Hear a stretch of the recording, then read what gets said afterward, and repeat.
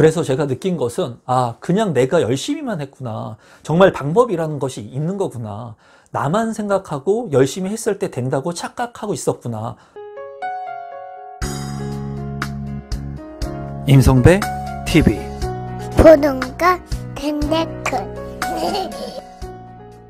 많은 사람들이 정말 열심히 살아가는 것 같아요. 그런데 열심히 살아가는데, 누구나 다 24시간에 주어진 시간 안에서 열심히 살아가는데, 누군가는 어떠한 성과를 내고 누군가는 어떠한 성과를 내지 못하고 그냥 열심히만 사는 분들이 있다는 겁니다. 그래서 제가 생각할 때는 이 모두가 열심히 살지만은 거기에 특별한 방법이 있지 않나, 성공을 하기 위한 방법 또는 내가 원하는 것을 이루고자 하는 방법이 있지 않은가 하는 생각을 많이 해보곤 합니다. 그리고 제가 지난 날을 살아오면서 이제 경험한 것들을 통해서 이제 저만의 그런 인생의 관념들이 생기고, 그리고 가치관들이 정립이 됐는데요. 오늘은 제가 인생을 살면서 제 지난 날, 어렸을 때, 젊은 날에 제가 배우고 느꼈던 부분에 대해서 여러분들한테 말씀드려 보려고 합니다. 이제 제가 2003년도에 공인중개사 자격증을 따고 14회 공인중개사 자격증을 따고 이제 강남의 컨설팅 회사에 입문을 하게 되죠. 이 부분에 대해서는 아마 제 구독자분들 중에 찐팬 분들이라면 아마 대충 알고 계실 거라고 생각이 들어요. 그때 당시에 제가 강남에 입성을 해서 상가 컨설팅 일을 하면서 했던 일은, 상가라고 하는 그 자체를 사고 파는 일을 했던 것이 아니라, 상가 같은 경우에는 계약을 2번을 하게 됩니다. 자, 예를 들면은 우리 주택 같은 경우에는 그 임차인하고 임대인, 즉 주인하고 세입자 간에 계약을 한 번만 체결을 하죠. 전세가 됐던 매매가 됐던 한 번만 계약을 체결합니다. 하지만 상가 같은 경우에는, 매매 같은 경우에는 한 번만 체결할 수 있지만은, 이제 상가 같은 경우에는 그 영업을 하고 계시는 분, 임차인이라 그러죠. 또 이 영업을 하고 있는 임차인이 이 권리를 다른 임차인한테 넘기게 됐을 때 상가 계약은 2번의 계약을 하게 돼요. 여러분들도 그냥 참고로 알아두시면 좋을 것 같은데, 첫 번째로는 이제 임차인과 임차인 간에, 그러니까 치킨집을 운영하고 있는 그 사장님이 계시다면은 이제 다른 분이 치킨집을 인수하고 싶은 거예요. 그럼 이 권리를 넘겨주는 권리 계약을 첫 번째 하게 됩니다. 그리고 나서 이 권리 계약을 인수받은 새로운 임차인, 즉 새로운 치킨집의 사장님은 임대인, 즉 집주인하고 다시 임대차 계약을 체결하게 돼요. 그래서 상가 같은 경우에는 2번의 이제 계약을 체결하게 되는데, 제가 이제 그때 주력을 했던 것은 이제 임차인과 임차인 간에 권리를 주고받는 권리금 계약이라고 하는 그런 일을 했었습니다. 그래서 그때 당시에 중요한 것은 뭐였냐면은, 이제 제가 그렇게 계약을 잘하진 못했어요. 계약을 잘하진 못하고 어린 나이에, 제일 어렸거든요. 제가 23살에 자격증을 따고 23살 말에 자격증 합격을 하고 이제 24살 초에 이제 들어가서 지금까지 부동산 관련 업무들을 진행했었는데, 그때 상가 업무에 집중했던 시기는 한 2, 3년 정도 됐던 걸로 제가 기억을 해요. 그런데 그때 당시에 제가 많은 스킬이나 사회의 경험이나 이런 것들이 없었기 때문에 뭐 일을 어떻게 하는지도 모르고, 그리고 이러한 임차인들, 즉 그 점포를 이제 운영하시고 계신 임차인들 분들, 그러니까 사장님들의 물건을, 매물을 내가 가가지고 이 팔겠다는 그런 의향서를 내가 접수하거나, 아니면은 이 분들의 연락처를 제가 가져왔어야 되는데, 그런 방법들이 너무 어려웠었어요. 그러니까 실제로 강남의 뭐 노년역에 먹자골목, 영동시장에 먹자골목에 있는 가게들이 많지 않습니까? 거기에 직접 들어가서 내가 가지고 있는 부동산 명함을 주고 사장님한테, 이 가게 파실 생각 없으십니까? 우리 고객이 이 가게 찾고 있습니다. 이렇게 해가지고 그 주인의 핸드폰 번호를 따오고 이 가게를 팔겠다고 하는 그런 얘기들을 직접 들어야 된다는 거예요. 그런데 아마 일반인들, 그리고 부동산을 경험해보지 못하신 분들이라면 절대로 그렇게 사람이 많이 있는데 직접 들어가가지고 사장님 계십니까? 저 부동산에서 왔습니다 하고 명함을 주지 못한다는 거예요. 저 역시도 그랬습니다. 그러다 보니까 굉장히 위축되고, 그리고 그러한 그 사장님들을 만나는 데 있어서, 대면하는 데 있어서 굉장히 어렵고 트라우마 같은 것들이 많았어요. 대인 기피증까지 생길 정도로. 그때 이제 저를 가르쳐줬던 사수분이죠. 그때 당시에 관리이사님이었는데, 그분이 우리 그때 당시에 사무실에 그 학동역에 이제 있었고, 그리고 역삼 세무서 사거리에 있었습니다. 2개의 사무실이 있었는데, 법인체가 그때 당시에 거기에서 가장 일을 잘하는 분을, 저를 이제 메이드를 시켜줍니다. 그러니까 제가 이제 모셨던 분이 이사님이었는데, 관리 이사님이었는데, 이제 100명의 직원들 중에 잘하는, 일을 잘하는, 계약을 누가 잘하는지 알 거 아닙니까? 관리자니까. 그래서 계약을 잘하는 제 또래보다 조금 많았던 거, 한두 달 정도 많은 그 형이죠. 그 분을 이제 저하고 같이 붙여줘요. 2주일 동안 같이 다녀봐라. 성배 데리고 다녀라. 그러니까 저는 직속 부사수였기 때문에 많은 혜택을 어떻게 보면 누릴 수 있는 그런 기회가 있었습니다. 제가 그렇게 기회를 누릴 수 있었던 것은 이제 간단히만 얘기하면 그때 당시에 2003년도, 4년도에 공인중개사 자격증을 가지고 부동산을 하는 분들이 거의 없었어요. 강남 같은 경우에는 더더욱이나 없었어요. 그래서 100명이 넘는 그 많은 사람들 중에 그때 당시에 부동산 자격증을 가지고 있는 사람이 5명이 채 안 됐습니다. 그러니까 5%가 채 안 됐어요. 그때 당시에. 그리고 우리 사수께서도 저를 이제 컨택하면서 말씀하신 게 네가 부동산 자격증이 있다는 것을 주변에 말하지 말라고 얘기를 했었습니다. 왜냐면은 상대적으로 그런 상대적으로 이제 사람들이 생각했을 때 좋게 생각하는 사람도 있지만은 좀 이렇게 나쁘게 생각할 수도 있겠죠. 상대적 박탈감을 느낄 수도 있고. 그래서 그때 당시에 사수의 도움으로 이제 일을 잘하는 분하고 2주를 같이 일을 하게 돼요. 근데 그때 당시에 저는 어떻게 일을 했냐면 아침에 이제 그 청소를 하고 미팅을 하고 이제 현장으로 나갑니다. 현장을 나가면 저녁 때까지 명함을 이만큼 가져가 가지고 명함 다 뿌리는 거예요. 그리고 전화번호 다 따오는 거예요. 그래가지고 현장에 명함 사장님들 만나가지고 명함 주고 그리고 전화번호 적어와가지고 이제 사무실 저녁에 들어와서는 전화 작업하고 전화 작업에서는 이렇게 전화 작업을 하죠. 전화 무작정 부른 다음에 사장님 계십니까? 여기 어디 부동산인데 사장님 매물 우리 고객이 많으니까 찾고 계시는 분들이 있습니다. 혹시 파실 생각 있으시면 저희 회사에 좀 이 물건 내놓으시면 어떻겠습니까? 이렇게 해가지고 그 사람이 그 사장님들이 이 점포를 팔 수 있게끔 유도하는 거예요. 그런 작업들을 계속 했다는 거예요. 근데 정말 죽기보다 더 싫었어요. 그 작업을 하는 게 너무나 힘들었어요. 젊은 나이에.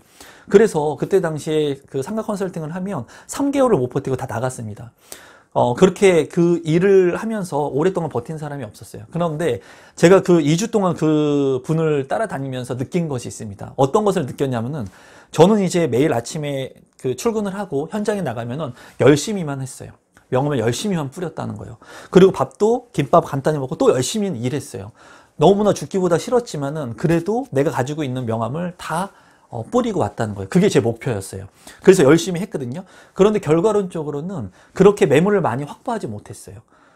제가 스킬이 부족했던 거죠. 그런데 같이 갔던 그 분은 이제 10시에 이제 미팅을 하고 밖으로 나갔습니다. 그래서 한 11시 정도가 됐는데 저한테 그러는 거예요. 이제 저는 굉장히 궁금했어요. 어떻게 이분이 일을 하는지를 옆에서 간접적으로 볼 수 있으니까 굉장히 좀 궁금했습니다. 계약도 굉장히 많이 하는 분이었는데 그때 당시에 들어온 지도 얼마 안 됐는데 젊은 나이에 계약을 굉장히 많이 했어요. 상가 계약을. 그리고 그때 당시에는 순가중가 계약이라고 해가지고 수수료를 내가 원하는 대로 책정해가지고 뭐 그런 수수료를 많이 받을 수 있는 그런 계약을 진행했었습니다. 근데 그분 같은 경우에 11시에 나갔는데 그분이 저한테 아침 먹었냐고 물어보는 거예요. 둘이 서로 존칭을 썼습니다. 나이는 있지만 팀이 틀렸고 했기 때문에. 그래서 밥을 먹었냐고 물어보더라고요. 그래서 밥 안 먹었다고. 그러니까는 밥을 먹으러 가자는 거예요. 그래서 11시가 조금 넘은 시점에 가가지고 그 현장에서 밥을 먹으러 갔습니다. 밥을 먹는 내내 불편했어요. 왜 불편했냐면 지금 우리 사수가 일정 그 시간 내에 물건을 몇 개 뽑아오라고 했는데 물건을 지금 뽑으러 와서 열심히 해도 그 물량을 맞출까 말까 한데 나가자마자 밥을 먹자는 거예요, 점심을. 그래가지고 저는 점심을 그냥 먹으면서도 정말 체하는 줄 알았습니다. 불안했어요. 초조했어요. 왜? 빨리 일을 해야 되는데 일을 안 하는 거예요. 그리고 밥을 다 먹었어요. 밥을 다 먹고 나니까는 그분이 스타크래프트 게임 할 줄 아냐고 물어보더라고요. 아마 이 영상을 보시는 제 나이 또래 43살에 뭐 플러스 마이너스 되시는 분들 저 때 그때 스타크래프트라고 하는 이제 게임이죠. 뭐 테란이나 뭐 테란, 프로토스 뭐 이런 싸움을 하는, 전쟁을 하는 게임이었는데, 그 게임을 하냐고 물어보더라고요, 저한테. 그래서 저도 그때는 게임을 조금씩 했습니다. 뭐 지금은 전혀 안 하지만, 게임 같은 거. 근데 그때는 게임을 하고, 했기 때문에 그분한테, 게임 조금 할 줄 안다. 그러니까 밥을 먹고 게임을 하러 가자는 거예요. 그래가지고 주변에 있는 스타크래프트 PC방에 가가지고, 앉아가지고 둘이서 2시간을 게임을 합니다. 정말 미칠 것 같았어요. 열심히 일을 해도 모자를 파네, 지금. 그래도 내가 이렇게 그 매물들을 찾지 못하는 그런 경험들을 많이 했는데, 이 사람이 나한테 무언가를 안 가르쳐 주려고 하나? 그런 의심이 첫 번째는 들었고, 이분이 무슨 연줄을 가지고 있나? 아니면 다른 뭐 라인 루트가 있어가지고 어디서 물건을 받나? 이런 생각들을 그냥 스스로 했었습니다. 근데 그분은 이제 게임을 하면서 이제 1시 반에서 2시가 이제 딱 지나가니까 게임을 끄고 딱 나와서 이제 일을 좀 하자고 하더라고요. 그러면서 그분이랑 이제 2시부터 4시까지 그 2시간의 시간 동안 일을 하게 됩니다. 일을 하게 되는데, 그때 제가 느꼈던 것은 그거예요. 저는 이제 식당에 그 사장님들을 만나러 갔을 때 어떻게 생각했냐면은, 사장님이 있는 시간이 언제일까? 그런 생각을 전혀 하지 않았다는 거예요. 그리고 사장님하고 내가 물건을 많이 고객을 확보하기 위해서 매물주, 그러니까 점포를 운영하시는 분들을 만나러 갔을 때 그 사람을 배려해가지고 그 사람이 언제 시간이 많고 언제 얘기를 많이 할 수 있는 그런 그 타이밍이 언제일까? 이런 생각을 전혀 안 했거든요, 저는. 그냥 저는 열심히만 하면 된다고 생각을 했어요. 열심히 하면 된다. 열심히 하면 기회가 온다. 열심히 해서 기회가 오면 그 기회를 잡으면 된다. 제가 여러분들한테 많이 말씀을 드리죠. 포기하지 않고 열심히 하면 반드시 이루어진다. 반드시 이루어집니다. 이 얘기는 맞아요. 근데 정말 중요한 것은 여러분들이 몰입과 집중을 할 수 있는 시기와 그 시기에 정말 모든 것을 다 쏟아 부으셔야 돼요. 그러니까 예를 들어서 내가 아파트 청약을 통해서 내 집 마련을 해야 된다. 내가 특별 공급의 조건이 어느 시점 안에 된다. 그러면 그 시점 안에는 정말 목숨을 걸어가지고 내 모든 것을 걸어가지고 내 몸이 부서질 만큼의 집중과 몰입을 해야 된다는 거예요. 근데 그때 당시에 그걸 제가 느꼈습니다. 그분 같은 경우에는 어차피 회사에서 미팅을 하고 나왔는데 11시니까 11시부터 1시까지는 사람들이 굉장히 식당 같은 경우에 바쁘죠. 그러니까 들어가도 사장님을 만날 수가 없어요. 사장님이 있냐고 물어봐도 사장님이 나를 앉혀가지고 얘기를 하지 않습니다. 그냥 있어도 그냥 명함 정도 하나 받을 뿐이지 앉아서 얘기할 수 있는 기회가 없어요. 그런데 그분은 그 사장님이 쉴 수 있는 타이밍, 그 타이밍의 시간이 언제인지 알고 있었던 거예요. 그 시간이 2시부터 4시 정도가 되면은 식당에서는 밥을 먹습니다. 이거는 제가 그 장면을 목격하면서 전율을 느꼈던 것은 뭐냐면, 제가 불량 청소년이었을 때 굉장히 많은 아르바이트를 했습니다. 몸으로 다 느낀 거죠. 그때 제가 시급이 한 1,700원, 1,800원 되는 주유소 아르바이트를 했었어요. 근데 주유소 아르바이트를 그 중학교, 고등학교 때 하다 보니까 돈이 얼마 안 된다는 거예요. 그래서 돈을 더 많이 벌 수 있는 게 무엇일까 생각을 해보니까, 오토바이 배달을 하면 그때 당시에 돈을 뭐 몇만 원씩 벌었습니다. 그래가지고 제가 주말마다 오토바이 배달을 하면서 돈을 벌었어요. 그때 당시 학교를 다니면서, 고등학교를 다니면서.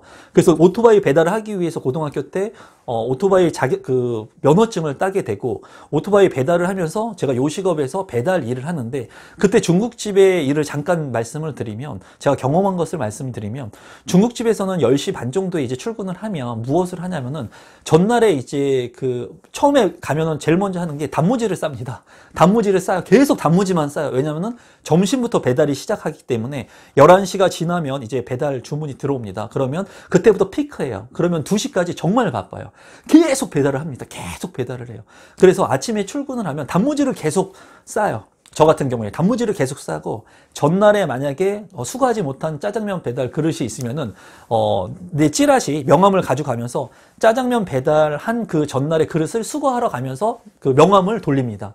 명함을 줘요, 그렇게 사장님들이. 그럼 명함을 돌리면서 이제 그때 짜장면에 수거하지 못했던 그런 그릇들을 가져오죠. 그리고 배달 준비를 해요. 그러면서 2시까지 엄청나게 배달을 한 다음에 밥을 언제 먹느냐? 2시부터 3시부터 먹거든요. 제가 짜장면 배달하면서 밥을 점심 12시에 먹어본 적이 단 한 번도 없어요. 2시가 넘어서 이제 그때 짜장면 말고 이제 그 요리를 해줘가지고 이제 주방장하고 사장님하고 이제 전화 받으시는 사모님하고 배달하시는 분들하고 나눠가지고 이제 밥을 먹습니다. 그때 유일하게 그 사장님이 앉아서 쉬는 시간이에요. 저녁 시간을 또 준비해야 되니까. 근데 그때 그 생각이 딱 나더라고요.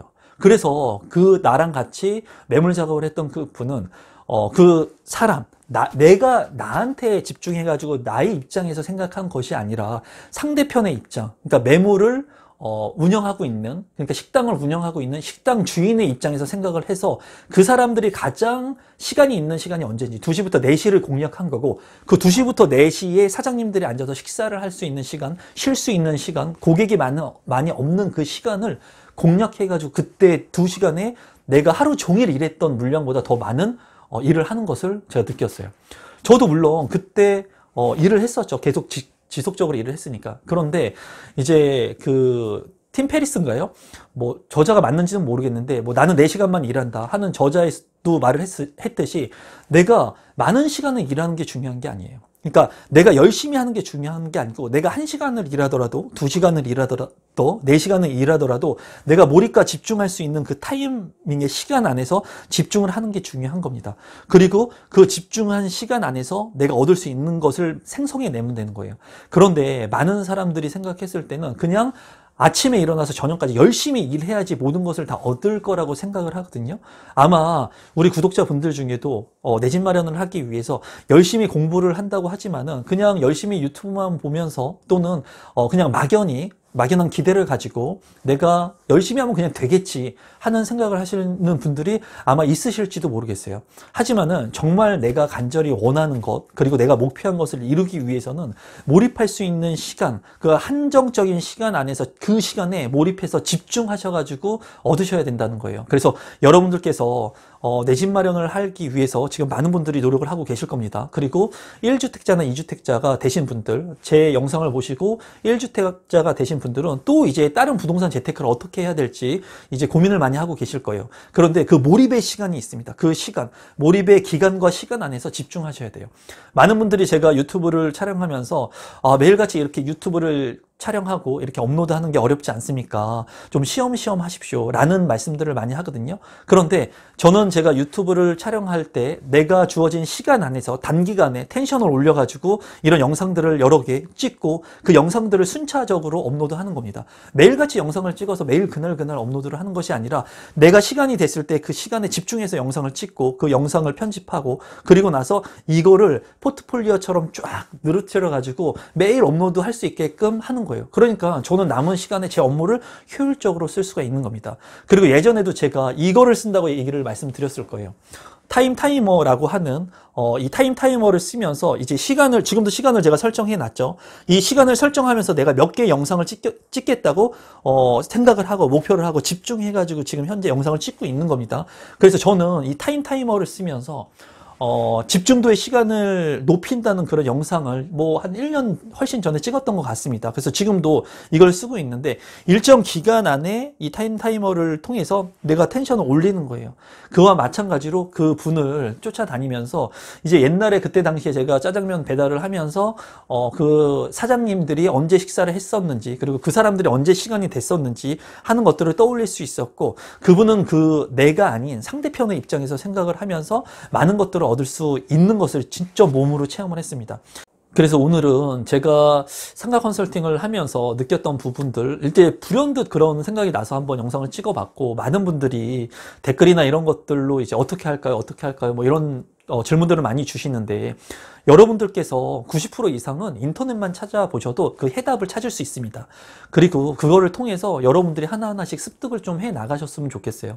저도 일일이 다 여러분들한테 도움을 드리고 싶은데 제 시간적인 여유라든가 그리고 사람이 24시간의 그 한정된 시간 안에서 제 업무도 봐야 하고 하기 때문에 여러분들 개개인들을 다 도와드릴 수 없다는 거예요. 그렇기 때문에 여러분들이 지금부터라도 몰입과 집중을 할 수 있는 시간을 별도로 만들어 보시고 예를 들어서 여러분들이 직장 생활을 하시는 분들이라면 토요일 새벽 2시간 정도는 내가 내 집 마련을 하는 시간에 오로지 집중을 한번 해보겠다 하는 자신만의 시간을 한번 설정해 보시면 좋을 것 같아요. 그래서 그 집중할 수 있는 그 시간 안에서 여러분들이 몰랐던 부분들 그리고 알아가야 되는 부분들을 리스트업 해 놓으시고 그런 것들을 하나하나씩 벽돌 깨기처럼 하나씩 깨어 나간다면 여러분들이 나중에는 궁금했던 것들을 지식으로 습득할 수 있고 여러분들이 경험하면서 이 부동산의 경험 학문을 느끼게 될 겁니다. 그러면서 여러분들이 내 집 마련을 하고 그리고 자산의 이득을 얻으면서 안정적인 삶을 유지할 수 있을 거라고 생각이 들어요. 그래서 여러분들께서 이제 앞으로 꼭 몰입과 집중을 하셔가지고 여러분들이 얻을 수 있는 것들을 얻으셨으면 좋겠습니다. 그럼 오늘도 끝까지 제 영상 시청해 주셔서 감사드리고 오늘 영상은 이것으로 마무리 짓도록 하겠습니다. 감사합니다, 여러분.